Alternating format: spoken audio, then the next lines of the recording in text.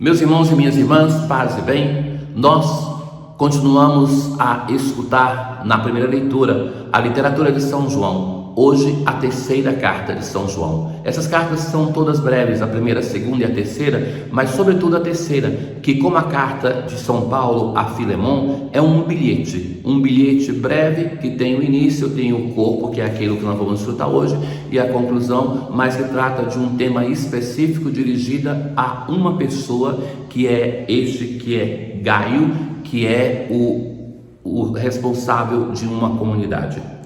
Mas nós hoje celebramos a memória de São Josafá, este santo que morre aproximadamente em 1580, é ucraniano, e ele é de família ortodoxa que se converte à Igreja Católica Latina e depois foi feito arcebispo. Morre martirizado. Se empenhou muito no tema da unidade da igreja, do diálogo entre o Oriente e o Ocidente, os dois pulmões do cristianismo. No texto que nós ouviremos hoje, na primeira leitura, o apóstolo vai dizer assim: caríssimo Gaio, é muito leal o teu proceder. Essa carta, ela vai agradecer a Gaio pela atenção que ele está tendo para com os missionários. Em uma comunidade vizinha a ele, nós sabemos pela própria carta, a terceira carta de São João, que em uma comunidade vizinha, o governante, o presbítero da comunidade, ele proibiu aos membros de ajudar os missionários, enquanto Gaio continua a sustentar os missionários que passam ali. O que ele vai dizer? O teu proceder agindo assim com teus irmãos, ainda que estrangeiros. Ou seja, que ainda que estrangeiros são unidos e considerados irmãos porque são irmãos na fé. Veja que a fé transforma o mundo. Enquanto as nações se consideram como cidadãos ou estrangeiros, para nós cristãos, nós somos todos estrangeiros, porque estamos neste mundo de passagem, independentemente de qual nação que nós vamos estar, mas somos todos concidadãos, porque nos encontramos unidos como irmãos na fé, independentemente do lugar aonde nós estejamos. É muito belo para quem teve a experiência de viver no exterior, de constatar isso, que estejamos aonde estejamos, nós vamos encontrar-nos em casa, quando nós encontramos os nossos irmãos de igreja, os nossos irmãos de fé. O problema é que algumas pessoas partem para viver no exterior, mas viveram a própria fé na nação de proveniência como estrangeiros. Nunca foram de fato membros de uma comunidade eclesial. E quando chegam no exterior, e isso eu vi pessoalmente com irmãos nossos brasileiros no exterior, que viviam como estrangeiros, nunca se encontravam em uma comunidade, porque não fizeram parte também de nenhuma comunidade quando estavam no Brasil. A fé faz com que nós sejamos irmanados, independentemente do passaporte que nós levamos. E então, continua o autor sacro dizendo: eles deram testemunho da tua caridade. Então, falaram para João sobre o modo como foram acolhidos. Farás bem em provê-los para a viagem, pois por amor do nome de Jesus, eles empreenderam a viagem. É por isso os missionários partem, deixam a sua terra, e abandonemos essa ilusão que nós temos quando um missionário chega para o Brasil, que nós pensamos sim, mas o Brasil é uma terra muito melhor. Senhores e senhoras, isso não é verdade. A melhor terra para uma pessoa é a sua terra de nascimento. Um missionário, ele dá testemunho de alguém que se desprende, que parte, que adota uma nova terra e que faz isso por causa do reino de Deus. Cada pessoa pensa que a sua nação é a melhor do mundo e pensa que aquele que está chegando para uma nação que é melhor do que a sua, mas que isso é um modo incorreto de avaliar aqueles que partem por causa do nome de Jesus. A nós, portanto, cabe acolhê-los para sermos operadores da verdade.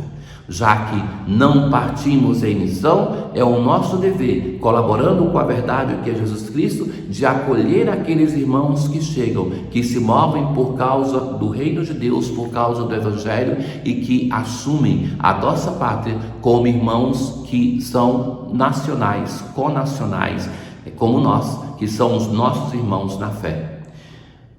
No Salmo de hoje, o Salmo 111, nós assim rezamos: Feliz o homem que respeita o Senhor e que ama com carinho a sua lei. É o elogio do homem justo, daquele que reparte os seus bens. É uma resposta ao tema da primeira leitura, de Gaio, que reparte os seus bens, que encoraja a sua comunidade para acolher os missionários. Sua descendência será forte sobre a terra. Permanece para sempre o bem que fez. Feliz o homem caridoso e prestativo que resolve seus negócios com justiça.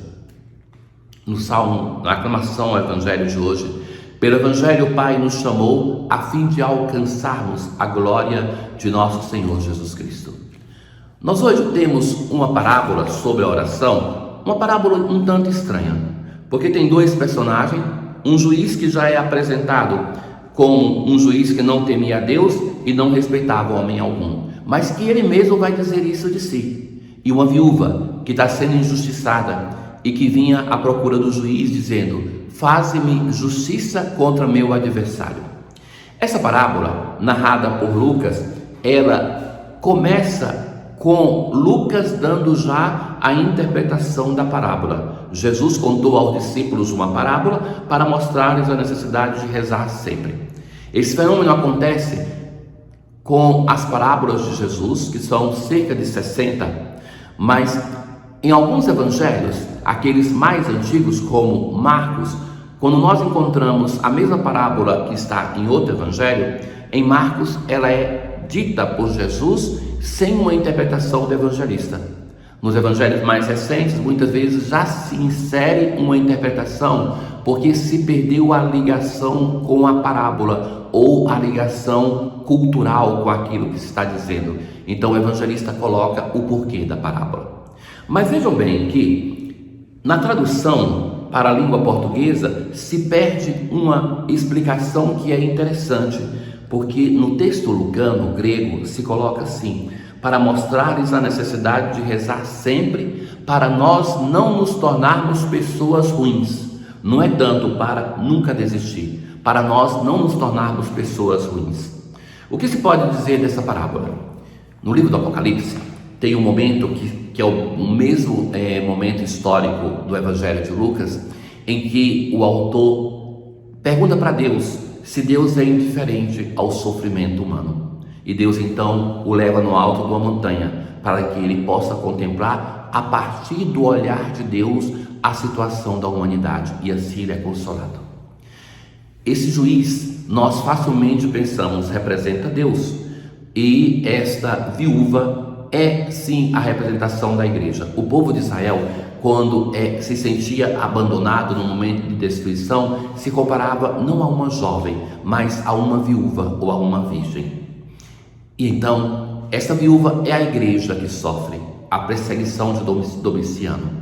Somos nós que estamos envolvidos nos nossos sofrimentos e que muitas vezes pensamos como os primeiros cristãos, estamos abandonados pelo Senhor.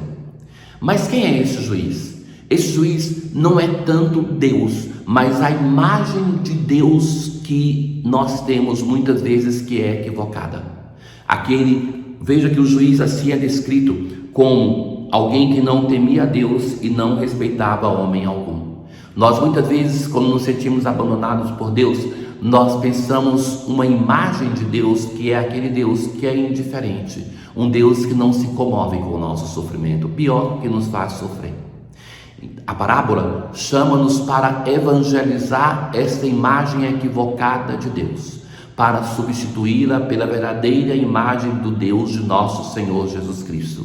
Esse sim é o Deus que não é indiferente ao nosso sofrimento, e por isso o Evangelho se conclui assim: e Deus não fará justiça aos seus escolhidos que dia e noite gritam por ele? Será que vai fazê-los esperar? Eu vos digo que Deus lhes fará justiça bem depressa.